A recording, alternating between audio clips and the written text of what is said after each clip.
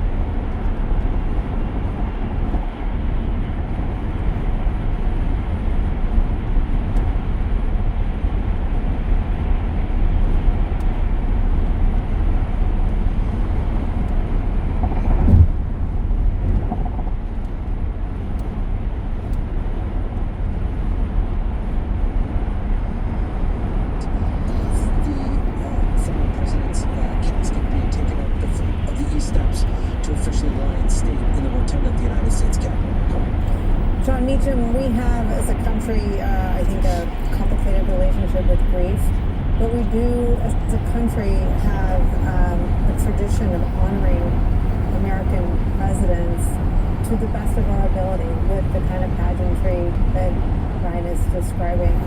What are your thoughts today? Well, one thing is that President Carter was the last American president to be sworn in on the East Front. So he is returning to the place where he began his presidential journey. 4 years later, President Reagan moved it to the West Front. But those steps are the ones on which Lincoln was twice sworn in. The second time, just 5 weeks or so before he was killed. That's the place where Franklin Roosevelt told us that the only thing we had to fear was fear itself. It's a sacred place in the American story. And I think pageantry like this, ceremony like this, is about remembering not just the individual, but the collective. It's about who we are as a country. It's about we people. And, you know, President Carter was a devotee, a believer in both Christianity and in the American civic religion. The notion that we do have scripture, Thomas Jefferson's Declaration of Independence. We do have prophets, many of whom John Lewis was one who had a similar related state not long ago. We have martyrs like Dr. King. And it's about the story of both who we are and who we'd like to become. And I think this moment is about Jimmy Carter, but it's also about the country he led and the principles that are still, though somewhat under siege, still live in the hearts of so many. Say more for us, if you will, John Meacham, about the story that President Carter, I think, hoped his presidency would tell. I mean, he was famously candid. A speech that is shorthanded as a malaise speech, a word he never uses in that speech, is eerily prescient. President Carter says to the country, I want to talk to you right now about a fundamental threat to American democracy. I do not mean our political and civil liberties. They will endure. And I do not refer to the outward strength of America, a nation that is at peace tonight everywhere in the world, with unmatched economic power and military might. The threat is nearly invisible in ordinary ways, President Carter said. It is a crisis of confidence. He was someone with the confidence and the courage and perhaps the faith to tell the truth to the American people, a truth that maybe the American people weren't always ready to hear. That's right. And one of the ironies of President Carter's term was that it would end with the election of someone who embodied confidence, who embodied the national will, and a man who I think in the fullness of time looks like more and more of a towering figure, and that's Ronald Reagan.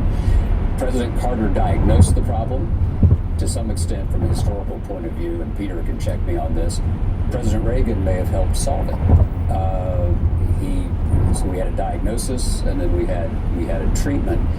But you can't have the treatment without the diagnosis. And I think what President Carter embodied really was a realistic yet hopeful vision, not just of America, but of human nature. And the epigraph he chose, the opening quotation he chose for his book, Why Not the Best, which was a campaign book published in 1975, was from Reinhold Niebuhr, a Protestant theologian who wrote, and President Carter quoted, that the sad duty of politics is to establish justice in a sinful world. Let me say that again. The sad duty of politics is to establish justice in a sinful world. It's a recognition that we have a duty to make the world that we confront better, but that our capacities are limited on this side of paradise. And I think that kind of realistic view may not move a crowd, but it has the virtue of being true. And I think that President Carter, for all of his, for all of the substantive issues that one can have with him, understood that the country has a soul, that the country has good days and bad days, but that the essential element, the oxygen, if you will, of the national experiment is a devotion to trying to establish justice in a sinful world. There is a beautiful example of President Carter doing just that in his own words. I want to check in though with my control room before I play the former President Carter telling that story. Are we able to roll that, or do we want to listen in a little bit? Okay. Peter Baker, I'm going to wait a second so I don't miss any of this pageantry or these live events, but it's something that you, I think, it's an event that you've written about as well, and it's President Carter describing attending the George W. Bush Library dedication in 2013. I know you were there that day. I was as well. And still doing this work that John Meacham is talking about, trying to establish justice with his every breath as a president and a former president. Peter Baker, this is a town, all eyes are on Washington, D.C. It's a town in the midst of a major transition of its own, as we talk about the transitions of President Carter's times. How does the election that's just been had hang over or color any of the emotion on this day today? Well, look, you're right. It's a town where it is transition between two very different presidents, right? In some ways, there's a comparison made to that in 1981 when we had the one-term Democrat who lost office in part because of inflation and because of other issues like that, being succeeded by somebody that he didn't necessarily have great respect for, but who had been more successful politically, and somebody who'd been an entertainer and who appealed to kind of a populist discontent with Washington. But, you know, this is a very different era. As much as Carter and Reagan didn't see eye to eye, there was still a belief at that time that Democrats and Republicans could work together when the election was over. But there was an opportunity to find common ground, not on everything, but on many important things. Reagan worked with the Democratic House to achieve many of his priorities. And actually, some of his priorities were things he had inherited from Carter. Carter was one who started the military buildup, for instance, after the Soviets invaded Afghanistan. Reagan accelerated it and got credit for it. Carter was the one who appointed Paul Volcker, head of the Federal Reserve, that ended up taming inflation, which happened on Reagan's watch, which he benefited from. So, you know, at the time, you know, it's just a different moment today. It's hard to think of any kind of collaboration between Biden and Trump, for instance. The two parties are so at odds with each other. Maybe we'll be surprised and they'll come together in the days and weeks to come, but it feels like a very different moment. Are we able to roll the sound of President Carter at the George W. Bush Library dedication, talking about his post-presidency work and how he advised the incoming president? Okay, that's good. In 2000, as some of you may remember, there was a disputed election for several weeks. And finally, when President Bush became president, they had the inauguration in Washington on schedule. And I think my wife and I were the only two volunteer Democrats on the platform. And George and Laura afterwards came up and thanked us for coming. And so he said, now, if there's anything I can ever do for you, let me know. Which was a mistake he made. I said, Mr. President, the Carter Center has programs in 35 countries in the world, and the worst problem now is a war going on between North and South Sudan. And millions of people have been killed, and I'd like for you to help us have a peace agreement there. And in a weak moment, he said, I'll do it. And I said, when can I meet your Secretary of State and your National Security Advisor? He said, well, I haven't even chosen them yet, but give us 3 weeks. So 3 weeks later, I came up and met with Colin Powell and Condoleezza Rice, and President Bush kept his promise. He appointed a distinguished senator from Missouri, John Danforth, and a great girl from Kenya named Sumbewa. And in January of 2005, there was a peace treaty between North and South Sudan that ended a war that had been going for 21 years. George W. Bush is responsible for that.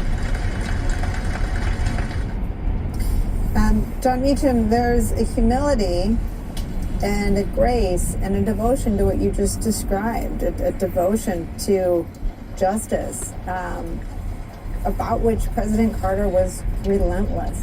That story just seems to capture all of that. It does. It also, on that day in Dallas, President Carter talked about PEPFAR, which is arguably one of the most significant public health gestures, work, programs in American history. It's President George W. Bush's. It's the President's emergency plan for AIDS relief. It's estimated that perhaps 20 million people are alive today. And that was of a piece with what President Carter and the Carter Center worked on. All of which is a reminder, I think, that for all of the cut and thrust, for all of the getting and spending, for all of the moment-to-moment battles that define our politics, at our best, the United States of America has managed to make the world a better place. And that requires men and women of character who are able, as Jimmy Carter and George W. Bush, who I gotta tell you, as you know, didn't have a whole lot in common. They saw a need, they addressed it, and people are alive today because these very different American presidents managed to do something together, and it didn't get a lick of attention. I would say, to use a very technical historical term, but it mattered. Yeah. It mattered, and I think that. And I don't want to be nostalgic about this and say, oh, it will never happen again. But it has grown, as Peter says, it has grown ever more difficult, which means that the men and women of character who seek power in the Republic and amass it, we must ask of them that they too rise above the minute to minute and recognize, and I would say it's in their interest, because what would you like people like us to be saying about you at a moment like this? That you knew how to throw a political punch, that you knew how to post something vicious and bullying, or that you saved lives around the world that are now lives of purpose and love. President Jimmy Carter's post-presidency can be tied to President Bill Clinton's Clinton Foundation post-presidency work, can be connected to George W. Bush's Bush Foundation continuation of PEPFAR, a program he launched as president. The president-elect was a post-president, and for 4 years I'm not cognizant of anything in the spirit of the Clinton Foundation, the Carter post-presidency, or the Bush Foundation. No, I think that he clearly saw his post-presidency as not the end of his making a contribution. You know, there's a quote by Mark Twain: the two most important moments in life is to find when you were born and then why you were born. And I think Jimmy Carter figured out why he was born. He was born to serve, and he never stopped serving. And he saw, I think, politics as a tool to serve. The quote from Reinhold Niebuhr about politics is to get justice in a sinful world. I think he saw it that way. He was very religious, and that was not something he just used for a campaign. He taught Sunday school till he couldn't teach it anymore. Right. And there are times I'd be around him, he'd say, Reverend Al, I see out there with your activism. How's your ministry? I said, well, that is my ministry, Mr. President. He says, how's your prayer life? I mean, he really believed in what he was doing. And you could feel it. You know, sometimes you can feel people more than you can hear them. He was the guy you could feel was the real deal. And as president, he taught Sunday school, right? Sunday school as president, never stopped and never apologized for it. That he spent when in his post-presidency at Maranatha Baptist Church in Plains, Georgia, and he absolutely knew the scriptures better than any preacher I know. Talk about his love story. He had a partner through all of this, and I think the most historic presidents and people who continue to make history that you're talking about, rather than post-presidency, typically have a partner and a love affair that they do that with. And for 70 some odd years, I believe, they stayed together and helped each other. I mean, they became like the parents of America. No matter what salacious stuff we were hearing about other people, it never even entered our minds about the Carters. And they worked together. It wasn't like he was out there doing the building of homes and other. She was right there with him, hand in hand. So they were not only the first family when he was in the White House, they were the first family in doing humanitarian things from Africa to Haiti to building homes. And I think they gave us an example of America's at its best. Let's listen.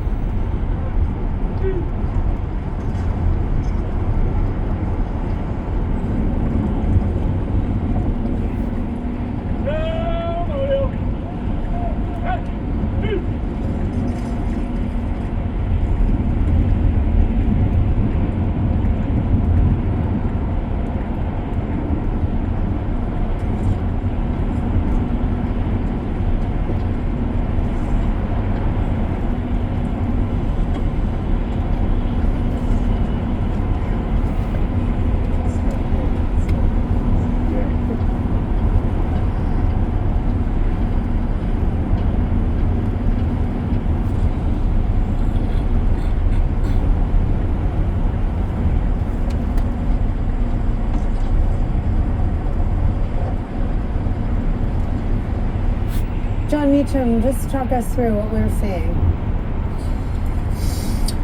Well, the casket will come off the caisson, the gun carriage. This has been a feature of presidential funerals, great military funerals for generations upon generations. It will be carried up those steps, which again are a historic space. It's where Abraham Lincoln was sworn in. It's where FDR, speaking to us in the depths of the Depression, inaugurated a new era in American life. It's where Dwight Eisenhower opened his administration with a prayer, something that George Herbert Walker Bush would also do. It's where John Kennedy asked us in a cry that Jimmy Carter heard and embodied, that we should ask not what our country can do for us, but what we can do for our country. All of those moments unfolded in the space we're looking at. And President Carter will be taken up and into the rotunda with those great John Trumbull images of epic American moments, the signing of the Declaration, George Washington's resignation of his commission, one of the great moments of putting country above self, and will lie on the catafalque, the stand, where Abraham Lincoln held his mortal remains. It held President Kennedy's. It was actually the Kennedy family that in the horrible hours after Dallas in 1963 sought out that catafalque, and it came out of storage for President Kennedy. It's where Dwight Eisenhower and Lyndon Johnson and Ronald Reagan, and not too long ago, John Robert Lewis of Alabama, congressman from Georgia, Reverend Sharpton's good friend, where he lay. And I think it's worth, for all of our understandable angst in our political battles, it is worth taking a moment here and thinking about the possibilities of American life. The man lying there, who will be taken in, was born about as far away from the pinnacle of power as you could be born. And he used the means of American democracy that were available to white men of his time. Public schools, the United States Naval Academy, the United States Navy. He used those means of ascent to amass power, not just for himself, but to change lives, the lives of other people. And I think it's safe to say that President Carter, he actually told me once that his favorite former president was George H.W. Bush. And President Bush, in a prayer that he read at his inaugural, that he wrote out that morning on blue cards and kept them in his jacket pocket, said that the abuses of power were not simply to make a great show in the world or a great name for oneself, but to use the purpose of power was to use power to help people. To use power to help people. We need not magnify, as Ted Kennedy said of Robert Kennedy, we need not magnify these men beyond what they were in life to acknowledge that in an imperfect world, they made things a little more perfect. And that should be an inspiration and an aspiration for all of us. And it is these possibilities of American life that I imagine brings people out in droves. Thousands of ordinary Americans are expected to visit the Capitol to pay their respects. What in these times is that about, in your view, John Meacham? I think there's a hunger for agency, if you will. It's not just for a simpler time. There's some of that, I suppose. But I think there is a desire in the life of the country to matter. And there is this sense that we used to do big things. That the American century, to use Henry Luce's phrase, one in which, though we were dragged into it, we defeated fascism and totalitarianism globally. We created the greatest middle class the world has ever known. Painfully and tragically, with tragic slowness, we expanded the Declaration of Independence, the implications of it, for civil rights. The Supreme Court of the United States is just to the left of your screen.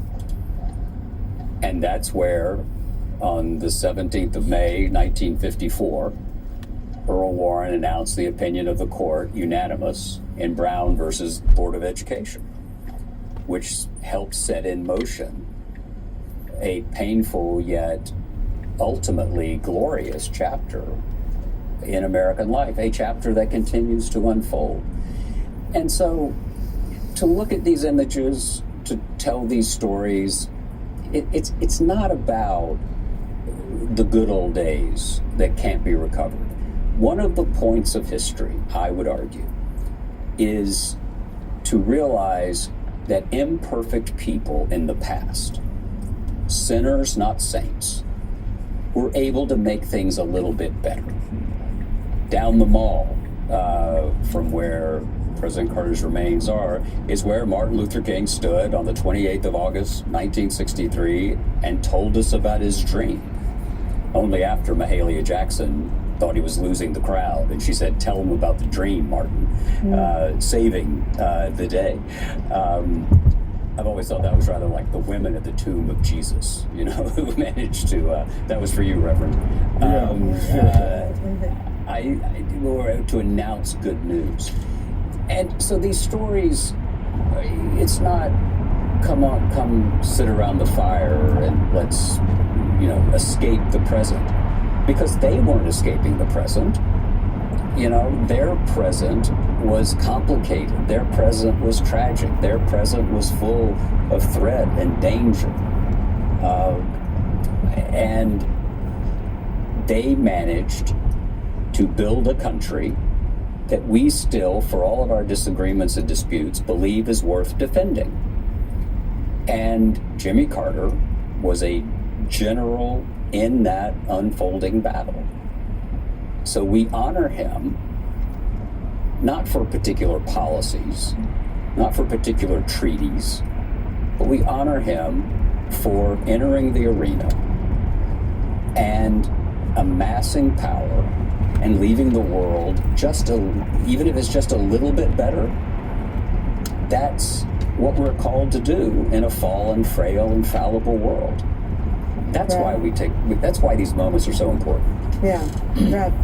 And as I hear John Meacham, as only he can do, go through the whole historic journey, it shows you why Jimmy Carter was so important. Because yes, the Camp David Accords, yes, there were other achievements he made, but we also celebrate he was us at our best. He showed how human beings could rise from absolutely nothing and get to the ultimate power and still not lose being in touch with themselves. He was still Jimmy Carter from Plains. And I think in many ways, he subtly told all of us, you don't have to be corrupt or power hungry or full of self-aggrandizement to make a contribution. And he did it, and he lost. Not only did he win with dignity, he probably lost with more dignity than any president I've ever read about, because he never grumbled. He went back to Plains and kept working. And I think that we celebrate a man who really taught this country how to be something other than just pursuing their own greed or their own ego. I'm going to apologize to everybody in advance if I interrupt you so that we can listen to the ceremony as it gets underway, but I do want to come back to Ryan Nobles, who's rejoined us. Tell us who else is speaking today and how they were selected. This is an event that's taking place on Capitol Hill, and so many of the people that we're going to hear speaking today represent that community. Of course, we know that Vice President Kamala Harris is going to be speaking today, but we're also going to hear from the current Speaker of the House, Mike Johnson, and from Senator John Thune of South Dakota, who's, of course, the newly installed Senate Majority Leader. He just took the job last week on January 3rd when Republicans took back the Senate majority. So this will be a bipartisan event in the rotunda of the Capitol.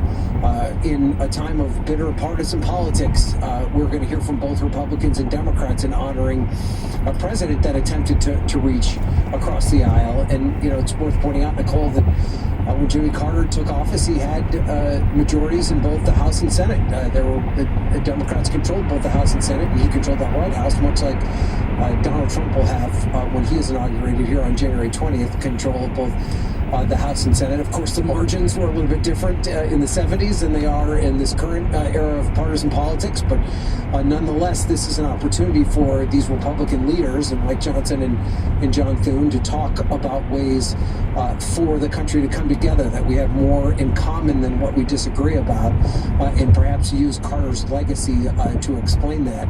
And Nicole, we do have a little bit of a delay in the ceremony, as you can see right now, and that part of that, I can explain why. What's happening is we saw the members of the Carter family that were trailing behind the casket as it's made its way up Pennsylvania Avenue.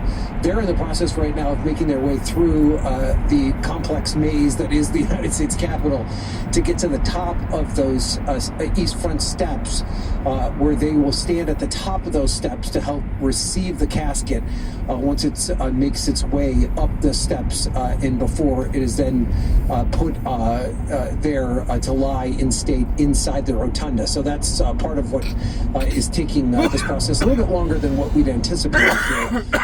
And so everyone standing out here on the east front, where it is very cold, just waiting for that to happen so we can get to the next stage of this process, Nicole. Brian, I appreciate that, and I think everybody watching loves hearing everyone talk about the president and his legacy, but it is also interesting to understand the logistical challenges, especially for the president's family. Peter Baker, I want to come back to you and your fantastic piece of reporting about President Carter and this town and this pageantry that has filled our screens all day long.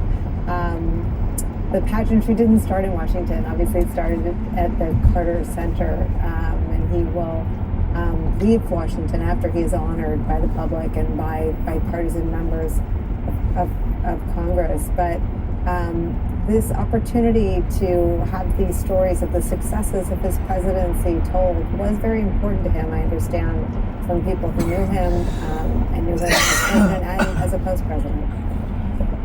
No, I think that's exactly right. I think he was so venerated for his work after the presidency and humanitarian work around the world, peacekeeping and democracy promotion, fighting disease, that he bristled a little bit that people contrasted that with his time in office. And I think you've seen in the last few years a number of books by some mutual friends of ours, Kai Bird and Jonathan Alter, to name a couple, as well as Stu Eisenstadt, the former president's domestic policy advisor, sort of really looking at his presidency, not just his post-presidency, and finding worth in his time in office, not just the failure to win re-election and the crisis in Iran and so on.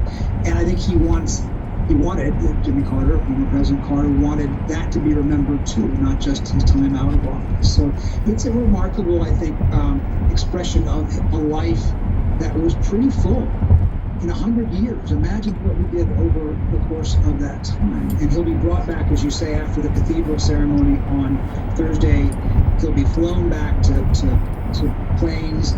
The original plan had called for him to be taken by train. That was where he finally drew a red line and said no. He told his staff member, if you take my cold, dead body by train across the country, I will haunt you until the day you die. But everything else he more or less agreed to. But at the end of the day, on Thursday evening, when it's all said and done, when he is interred, he will be in a small family plot in the house he has lived in Plains, Georgia, since he and Rosalind built it in 1961. And the only house that they ever really owned, the only house that they ever really shared. It's only worth $240,000 a day, a small, modest ranch house, 4 bedrooms. He didn't cash in like other presidents. He didn't go on corporate boards and give 7-figure speeches and all of that. And we can appreciate why some want to do that. That wasn't him.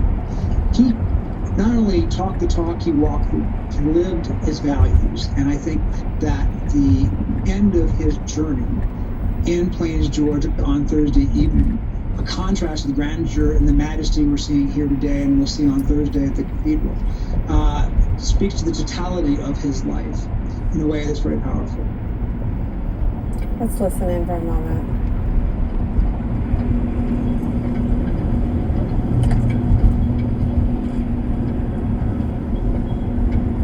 Runner, guard. And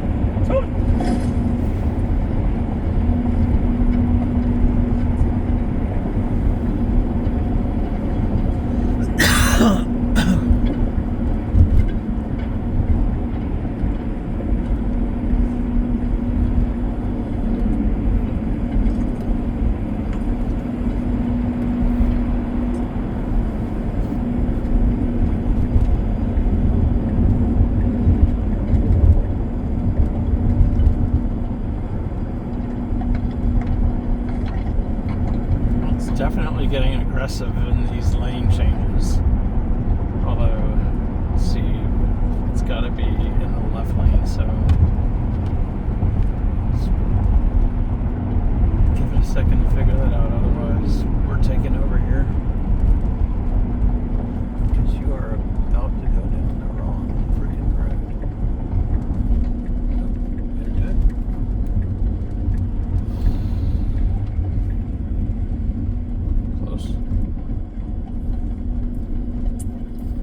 John Meacham, President Jimmy Carter, in that famous speech that we've been taking in again in the context of the times in which we live, said this: little by little we can and we must rebuild our confidence. We can spend until we empty our treasuries and we may summon all the wonders of science.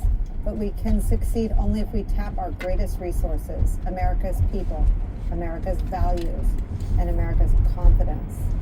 You stare at the Capitol and you see all this pageantry. It's impossible not to feel despair that this wasn't always the image of the Capitol that we've stared at over the last 4 years. No, it wasn't. And President Carter understood that the country, like all of us, has a soul. And in Hebrew and in Greek, the word soul means breath or life. And so it's as essential as breath is to us.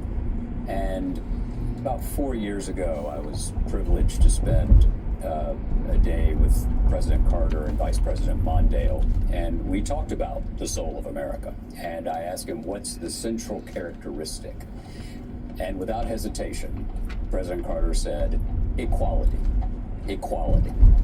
The notion that all of us should have, as President Lincoln said, an open field and a fair chance to pursue lives of purpose and prosperity, not being blocked off by artificial barriers or hereditary power, or be blocked because of arbitrary distinctions about the color of our skin or the makeup of our beings, but that we are all created equal in the image of God.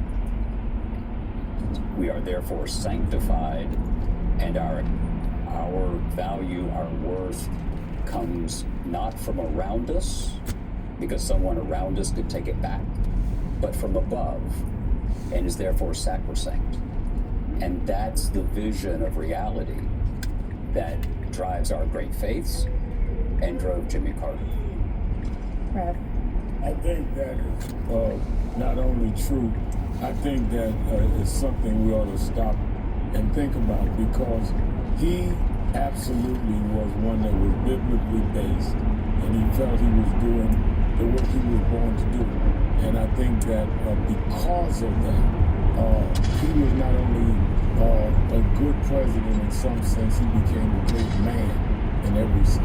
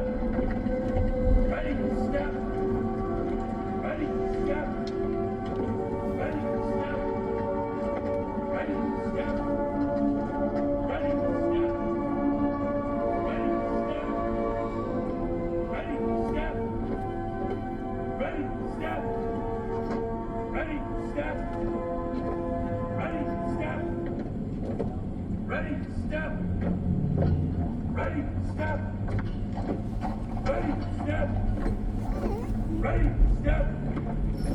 Ready, step. Ready, step. Ready, step. Ready, step. Ready, step. We're almost back. Ready, step. Ready, step. Ready, step.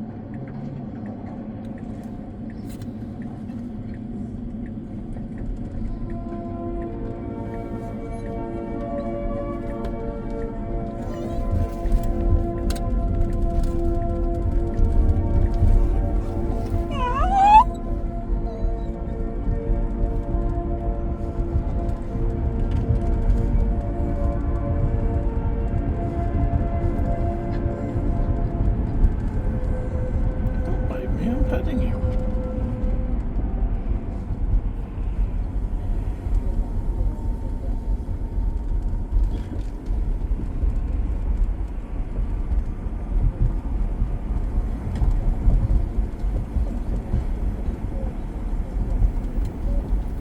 That was the 21 gun salute. This is obviously a shot inside the rotunda.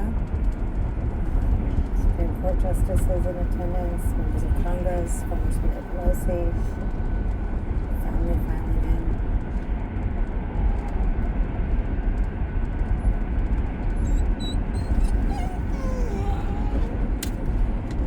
Since we've been watching together, Peter Baker has noted on the New York Times Live blog that Vice President Kamala Harris was 12 years old.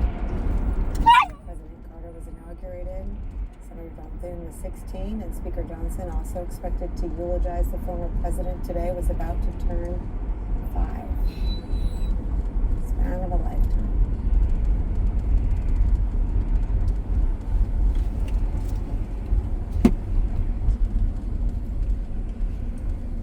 Peter Baker,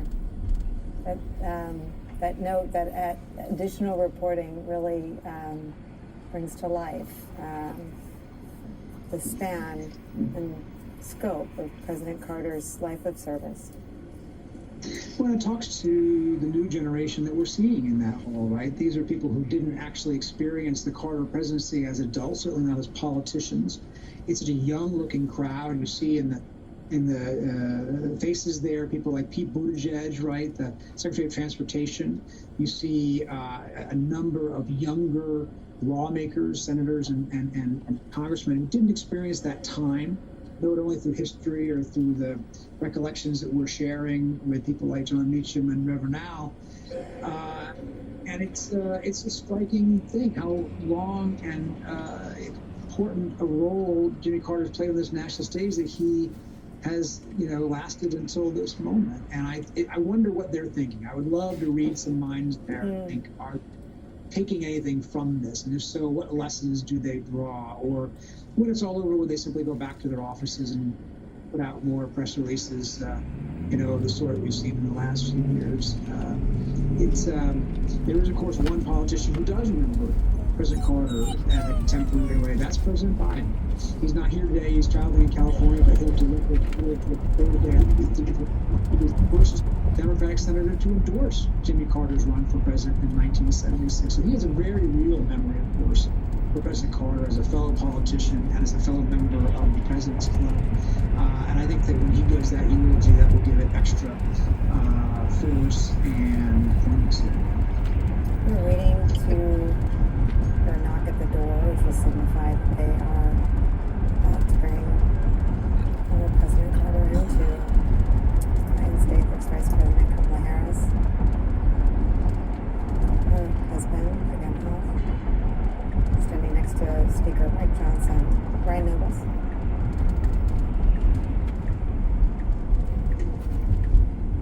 We've lost Ryan. Let's listen.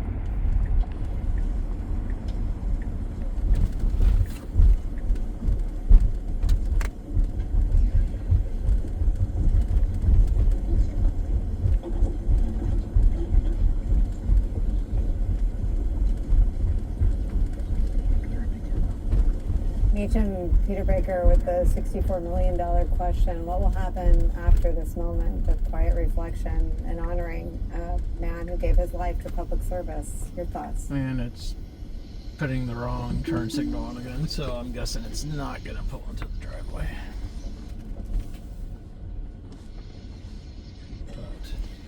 John Meacham, are you still with us? I am. I think that one of the things you hope that a rite of commemoration can do is make the people